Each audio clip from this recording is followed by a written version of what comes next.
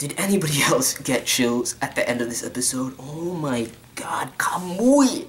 Beast! Fucking beast! Oh my god, right now, I've said it many times before that Kamui, like, would never surpass Makishima for me. He can't, simply because they're on two different tracks, but right now they're standing toe to toe in my mind, yo. And that's the concept, because I love Shogo Makishima, like, one of my favorite villains ever. So, Kamui, yo, you have all my respect. You have all my praise. Yo, talk about omnipresence like a motherfucker. He's been right under everybody's eyes the whole time. And yeah, you can argue that, you know, some of his followers are probably donning the aged hollows and going around, you know, pretending to be some of the individuals. But at the very least, that psychiatrist that Akane and Tougane went to see that one time, yo, that was definitely him. You telling me he was all up, sitting right there, right under Akane's nose, getting into her head, pretending to be her psychiatrist. Oh my. Kamui. Baller. We get so much more insight into his backstory, finding out that he was involved with the plane crash, you know, and he was the only survivor from that. We already could have guessed that. I've mentioned that in my past reviews. Like, it's apparent from the OP that that had something to do with it. And we would have gotten to this conclusion much sooner if it weren't for, once again, fucking Mika. This is why I hate Mika. Like, for all the other reasons, this just adds to it. It just adds so much to it. Yo, Hanikawa discerned during the Ayanagi incident that there was a hollow, that Kamui was there and he was wearing a hollow, and discerned that it was another aged hollow and all of that, and sent her a report. Mika, you're telling me, you, the stickler for all the rules, is not reading your reports, talking about, oh, he didn't tell me properly, he should have verbalized it. Bullshit! Read your report, relay the information to everybody else, that's your job. Okay, the people would have had known days ago, and everything, we would have cornered Kamui a little sooner, but no. You don't do that shit. What's wrong with this girl, man? What is wrong? She's so stupid, bumbling, naive, annoying. Pisses me off to no end.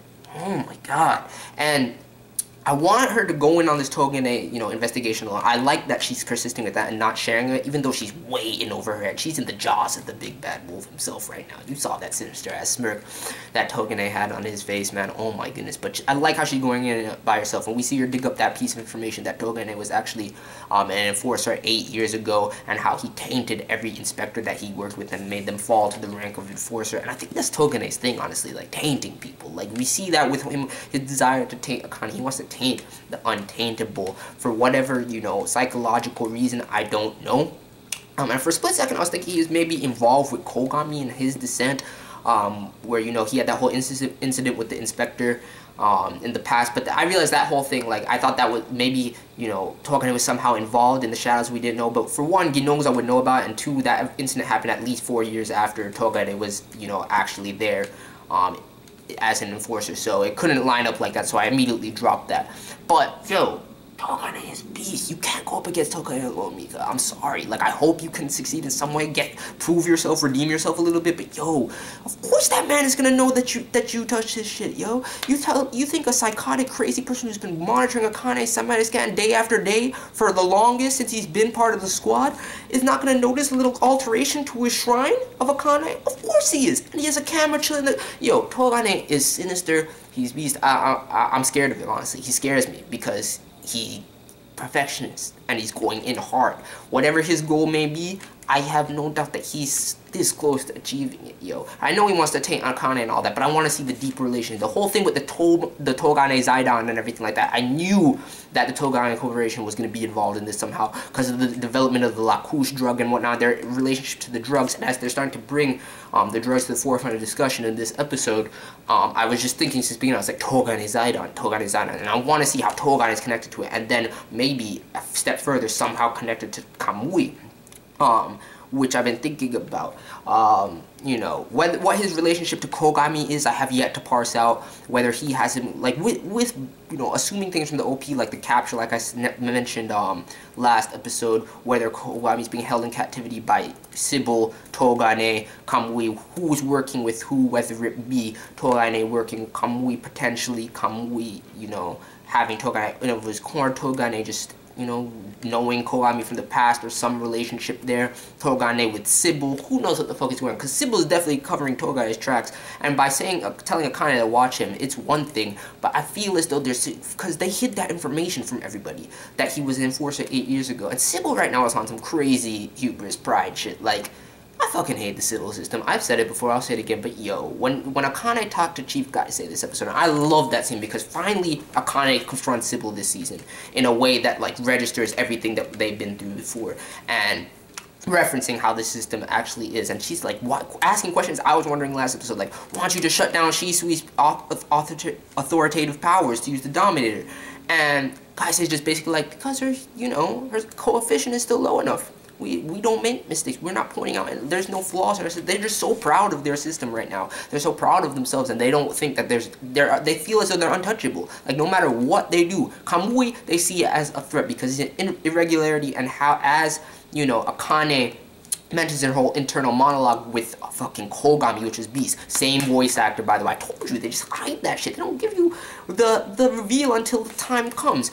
If you see the hints to him here with actually speaking, of course he's going to be back this season. That's all but confirmation for me. The next coming episodes, Kougami shall return, baby. Whether he's held in captivity, like I said, whether he comes back of his own accord, whether he's related to Tougane, who knows what the fuck is going on. But he's going to be back soon. That's all I care about. But anyway, you know, we realize that Kamui is not, you know, criminally asymptomatic at all, like Makishima. He's just an anomaly beyond that, and we have yet to see how that works, whether it's his drug manipulation thing and the organ transplant thing that he's been doing with, and this whole H-Hollow scheme, all this stuff going on with Kamui. I'll get back to it, but, you know, SIBYL isn't gonna stand for that, but they're not scared of him. They're not scared of him. They're willing to just, they leave it out of their hands, not trying to do anything of their own accord to stop him or bring him in, because they know they have more information about Kamui than they're letting on, for sure, and they know that he can't be, they know that he's going against them. They know what he wants, and, you know, their whole thing is just like, eliminate him, get him out of our way. We don't even care. If that's what you want, if you want to capture him, kind of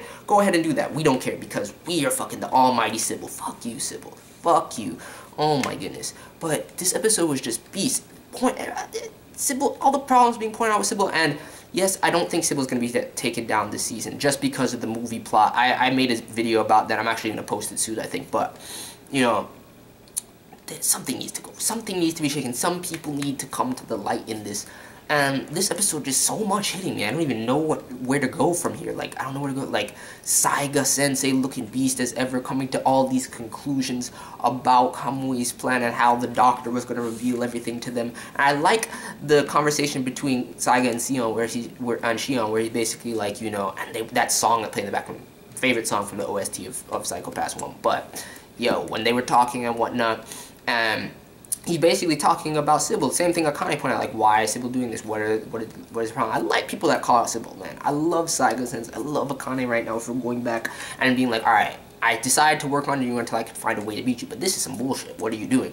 And SIBYL, their pride is so, they think they're God, man. They really do, and it's just not going to work out for them that way. I'm sorry. At some point, you guys are getting taken the fuck out, whether it's Kamui, my boy, that does it or not.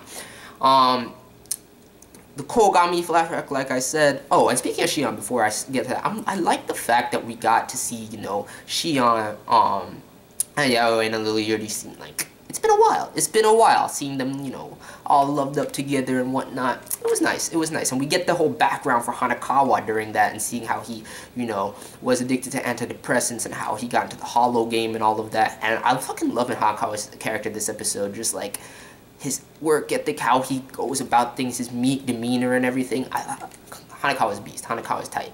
But just a really good episode in terms of progression, getting us set up. Shit is about to go crazy for the rest of this season. I already know. Kamui's about to go in.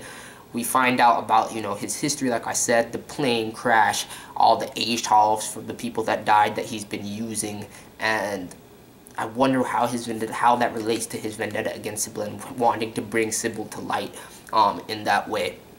Finding out how he's able to skirt the cymatic scan with this whole his masterful use of drugs, like I've been saying, seeing him drugging the people. I thought it was Lacus at first, but clearly he's doing his own little concoction. Definitely related to Tougane Zidon, like I said, and if Tougane himself is related to that, that's going to be some fucked up big reveal. But, you know, and just the organ transplants and all that. Kamui is going hard, yo. Every step he's made has been flawless, successful, and he's going in. Oh my goodness, Kamui is beast right now. That's basically the message of this review. Kamui is a beast. He's been under everybody's nose this whole time, yo. Oh my goodness, when I saw that he was a psychiatrist, I was like, yo, I should have been able to catch that. I should have been able to catch that. And also during the flashback with Akane, you know, talking with Kougami, not really a flashback, but the internal monologue, you see it kind of ends with Tougane saying the same thing as Kougami, and that just furthers my whole connection. She kind of overlaying them this whole time, and the whole OP and everything is just furthering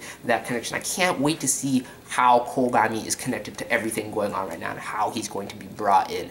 I did make a crazy theory last week that he's involved, maybe potentially even like aiding or assisting, but I seriously doubt that. That was just a random theory. I like to make theories. That's what I like to do. I don't actually believe all the things that I say.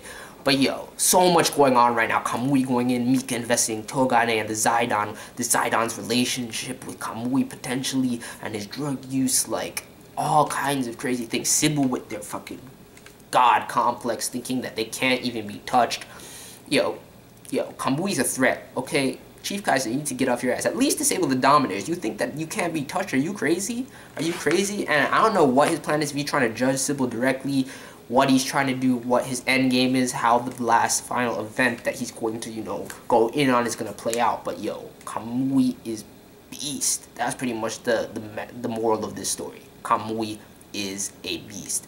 And last things I want to mention, getting to see Akane's grandmother. Yo, what a nice lady. I like the words of wisdom she dropped on Akane and just how well she knows her. You can definitely see, like, Akane aged in that woman. And, you know, at that same rate, if that's the case, imagine, like, if... No, I'm not even going to go down that. That's just a ridiculous theory. I'm not even going to start with that. But anyway, let me know your thoughts on this episode. Yo, this season has just gotten better and better each episode. And I'm definitely going to upload my video that I made about the movie as well. So look out for that. And let me know your thoughts, predictions, theories. I didn't really do much theory crafting this review, but there was just too much to talk about, and I really wanted to get the message across that right now, for me in my mind, somebody who loves Makishima Shogo as one of my favorite villains in any series, Kamui is standing toe-to-toe with the man. Toe-to-toe. Yo. Oh my god, what a beast. Alright, I'm out. Peace.